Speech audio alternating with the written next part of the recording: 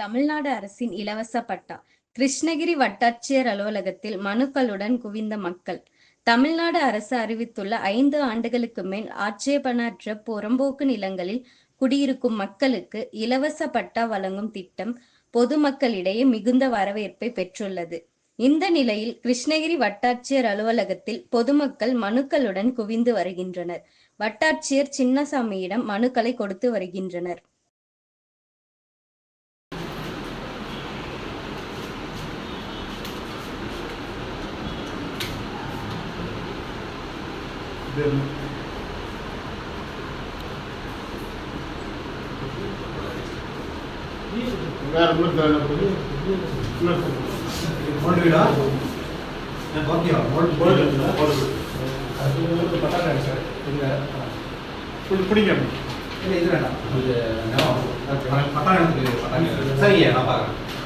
ஆன்லைன்ல வந்துடும். கரெக்டாக இருந்தால் ஒரு பட்டா ஏறினாலும் வரும். நீங்கள் வாங்கணும்.